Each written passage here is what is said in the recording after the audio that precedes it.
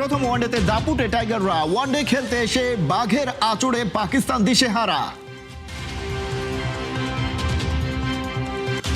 পড়ান নাহিদ রানা যাকে সামনে পান, তবুও তিনি স্কিলেই ফোকাস রাখতে চান। নাহিদ রানা ঝড়ের সাথে ক্যাপ্টেন মিরাজের স্পেলেও চেনা হাওয়া, টাইগার অলরাউন্ডারের জন্য যেন স্বস্তি ফিরে পাওয়া। ভাইয়ের রক্তের ওপর দাঁড়িয়ে ওরা ফিফা ওয়ার্ল্ড কাপ খেলতে যাবে না, ইরান অবশেষে দিল অফিসিয়াল ঘোষণা। হতাশার সাগর থেকে বেরিয়ে আসার ক্ষণ যেন বাংলাদেশের ক্রিকেটে। ওয়ানডে ফরম্যাটে খারাপ সময়, তারপর টি-20 বিশ্বকাপ মিস, সেই হতাশা থেকে ঘুরে দাঁড়ানোর মৌকা পাকিস্তানের বিপক্ষে এই সিরিজ। আর সেটা শুরুতেই বাংলাদেশ কামব্যাক করলো দারুণভাবেই, প্রতিপক্ষকে হারালো 8 উইকেটে। প্রথমে ব্যাট করতে নেমে নাহিদ রানার চমকে মাত্র 114 রানে গুটিয়ে যায় পাকিস্তান।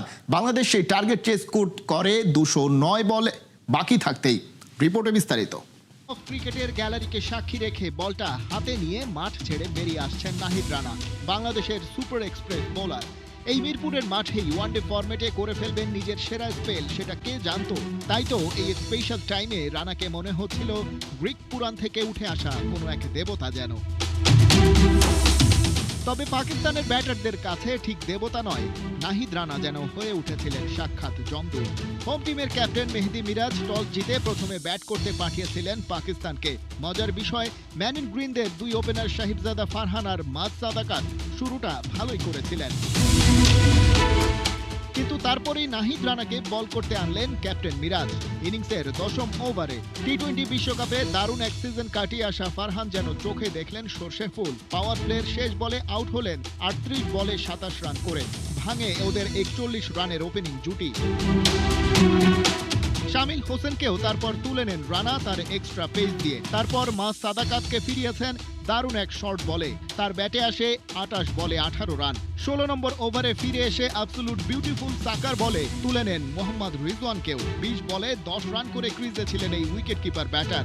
রানা নিজের ফাইফার পেয়ে যান 5 রানে ব্যাট করতে থাকা সালমান আঘাকে তুলে নিয়ে, তাকেও ফিরিয়েছেন ওই শর্ট বলেই। নাহিদ রানা থামলেও বাকিদের তখন যেন জ্বলে ওঠার সময় হলো। ক্যাপ্টেন মিরাজ আব্দুল সামাদকে ফেরালেন, রিভিউ নিয়েও বাঁচতে পারেননি এই পাকিস্তানি ব্যাটার। তাকে সহ মিরাজ পেয়েছেন আরো জোড়া উইকেট। শেষ দিকে ফাহিম আশরাফ 47 বলে 37 রানের লড়াই করেছিলেন, তবে তাকে ফিরিয়ে দেন মুস্তাফিজ। পাকিস্তান শেষ পর্যন্ত থেমেছে 114 রানে।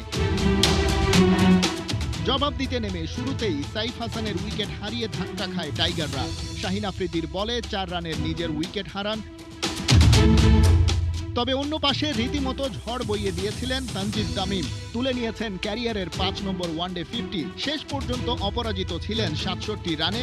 তাকে সঙ্গ দেয়া নাজমুল শান্ত 27 রানে আউট হয়েছেন মোহাম্মদ ওয়াসিমের বলে একেবারে শেষ বেলায়। দুজনের পার্টনারশিপ ছিল 67 বলে 82 রানের। তামিমের সাথে 3 রান করে নট আউট ছিলেন লিটন দাস। 15 ওভার 1 বলেই টার্গেটে টাচ করে টাইগাররা। গতির আগুনে পোড়াচ্ছিলেন পাকিস্তানকে, কিন্তু গতি না, নাহিদ রানার চোখ স্কিলে। লম্বা সময় জাতীয় দলে এমন ম্যাচ উইনার পারফর্মার হয়ে থাকতে চান, তাই প্রতিনিয়ত কাজ করছেন নিজের ফিটনেস নিয়ে। ম্যাচ শেষে নিজের সাফল্য আর ফোকাসের কথা জানিয়েছেন চাপাই এক্সপ্রেস। হোম অফ ক্রিকেটের 22 গজে একের পর এক নাহিদ রানার ম্যাজিক। ঠিক ওই সময়টায় প্রেসিডেন্ট বক্সের ব্যালকনি থেকে ব্যারিস্টার জাইমা রহমানের হাততালি। বাংলাদেশের জন্য অন্যরকম একটা দিন। 209 বল আগে প্রথম ওয়ানডেতে পাকিস্তানকে বাংলাদেশ হারিয়েছে। 2018 সালের পর প্রথমবারের মতো পাকিস্তানকে হারানো নিঃসন্দেহে সবার জন্য দিনটা অনেক অনেক বেশি স্পেশাল এবং স্বস্তির। 2 মাস আগেই কিন্তু বিপিএল এর সময়টাতে ওয়াকার ইউনুস, পাকিস্তানের যিনি লেজেন্ডারি পেসার, তার সঙ্গে নাহিদ রানা কিছু পরামর্শ নিয়েছিলেন, তার বোলিংটাকে শানিত করার জন্য কথা বলেছিলেন। ঠিক এই সময়টায় নাহিদ রানা সেগুলো নিয়েই কাজ করেছেন, যার সাফল্যটা তিনি এই ম্যাচটাতে পেয়েছেন। ওনার সাথে আমার কথা হয়েছিল, উনি জাস্ট একটা জিনিসই বলছিল যে তুমি নিজেকে ফিট রাখো এবং তোমার যে স্ট্রেন এই জিনিসটা কখনো হারাতে দিও না, এবং তুমি নিজেকে ফিট রাখো এবং লং টাইম খেলার জন্য ফিটনেস ঠিক রাখো, যত ম্যাচ খেলবা তত শিখবা। উনি জাস্ট একটা কথাই বলছিল যে আমি তোমাকে এখনো যত কিছু বলি তোমার মাথায় ঢুকবো না, বাট তুমি যদি জিনিসটা নিজে বুঝো কিংবা নিজে এক্সিকিউট করো, এটা তোমার সবসময় মনে থাকবে। তো আমি ওই জিনিসটা আমার ভালো লাগছে এবং ওই জিনিসটা আমি লং টাইম কেমনে যখন প্র্যাকটিস করি তখন নিজে ফিল করার চেষ্টা করি যে আমার মধ্যে আরও কী কী স্কিল ডেভেলপ করা উচিত, ওই জিনিসগুলো নিয়ে কোচের সাথে কাজ করা হয়। স্পিড এই জিনিসটা নিয়ে আমি চিন্তা আসলে করি না, কারণ আসলে ইন্টারন্যাশনাল ক্রিকেটে স্পিডের চাইতে আপনার স্কিলটা ম্যাটার করে, তো আমি এই জিনিসটা নিয়ে কাজ করার চেষ্টা করতেছি। ভবিষ্যৎ চিন্তা করে পাকিস্তান এই মিরপুরে চিরচেনা স্লো উইকেট টার্নিং উইকেট থেকে সরে এসে প্রশংসা কুড়াচ্ছে বাংলাদেশের টাইগার টিম ম্যানেজমেন্ট। 3 পেসার তো দূরের কথা, স্পিন পিচে এর আগে 2 জন ফাস্ট বোলারই দেখা যায়নি একাদশে।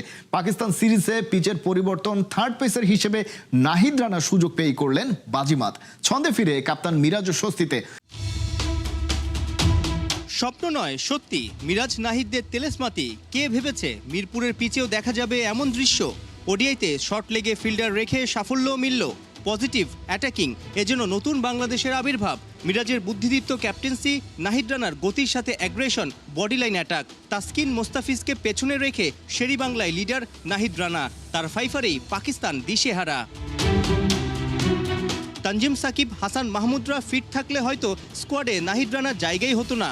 মিরাজ সিমন্সের মাথায় বিশ্বকাপ ভাবনা না ঢুকলে হয়তো চাপাই নবাবগঞ্জ এক্সপ্রেসকে এই ম্যাচে দেখাই যেত না, কারণ মিরপুরের সবশেষ সিরিজে ক্যারিবিয়ানদের বিপক্ষে স্পিন ট্র্যাকে শেষের 2 ওয়ানডেতেই কেবল 1 পেসার মোস্তাফিজ ছিলেন বেস্ট 11-এ। নতুন বছরে যে ভিন্ন ছকে আগাবে টাইগার টিম ম্যানেজমেন্ট, প্রিভিউ ডেতেই সেই ধারণা দিয়েছিলেন কাপ্তান মেহেদী মিরাজ। ওয়ার্ল্ড কাপে অবশ্যই অনেক ভালো উইকেট থাকে এবং আমরা হ্যাবিটটা এখন থেকে স্টার্ট করতে চাচ্ছি, কারণ যেহেতু আমাদের 27 সালের ওয়ার্ল্ড কাপের আগে আমাদের অনেকগুলো ওডিআই ম্যাচ আছে, সো আমরা ম্যাক্সিমাম ম্যাচ যদি আমরা ট্রু উইকেটে খেলতে পারি, সো আমাদের এখানে একটা ভালো এক্সপিরিয়েন্স হবে। নেতৃত্বে আসার পর যেন ব্যাটিং বোলিং ভুলেই গিয়েছিলেন মেহেদী মিরাজ। চারদিক থেকে হচ্ছিলেন সমালোচিত। পাকিস্তানের বিপক্ষে ঘুরে দাঁড়ানোর বিকল্প ছিল না। সিরিজের প্রথম ওয়ানডেতে ক্যাপ্টেন মিরাজ, বোলার মিরাজ A+ই পেলেন। একদিকে নাহিদ রানার বোলিং তোপ, অন্যদিকে দুর্দান্ত লাইন লেন্থ ভ্যারিয়েশন দেখিয়ে অফ স্পিনারও সফল। পেস বান্ধব পিচে 10 ওভারে 29 রানে 3 উইকেট। বাহবা পেতেই পারেন স্পিনার মিরাজ। স্বপ্ন দেখা তো অবশ্যই ভালো, এবং আমরা মনে করি যে আমরা enough good side to win ইট 3-0। আপনারা যদি আমাদের বোলিং সাইড দেখেন, আমাদের বোলিং সাইড ভেরি কম্পিটিটিভ। ব্যাটিংয়েও যদি বলেন, আমার কাছে মনে হয় যে গুড ব্যাটিং সাইড। আপনি লিটনের সাথে আফিফার সাথে স্কোয়াডটা আরও ভালো হয়েছে। আপনার আজকে আমাদের ভালো বোলারগুলো, তাসকিন ভালো বল করেছে, মুস্তাফিজ ভালো করেছে, মিরাজ ভালো করেছে, রিশাদ হয়তো সেই সুযোগটা পায়নি। সো আমার কাছে মনে হয় যে we are very competitive one day side, এবং সেটা ওয়ার্ল্ডের যে কোনো সাইডের জন্য আমরা ভালো করার আশা রাখি। ফিল সিমন্স, মেহেদী মিরাজের ইতিবাচক চিন্তায় বাড়ছে পেসারদের আত্মবিশ্বাস। এমন পিচে ব্যাটাররাও খেলতে পারছে হাত খুলে। ট্রু উইকেটেও যে পাকিস্তানের মতো শক্ত প্রতিপক্ষকে ভেঙে চুড়ে দেওয়ার সামর্থ্য আছে বাংলাদেশ দলের, সেই বার্তাও কিন্তু পেয়ে যাচ্ছে ক্রিকেট বিশ্ব। পাকিস্তানকে 8 উইকেটে হারিয়ে প্রথম ওডিআইতে জয়লাভ করল Bangladesh. Man of the match Nahid Rana.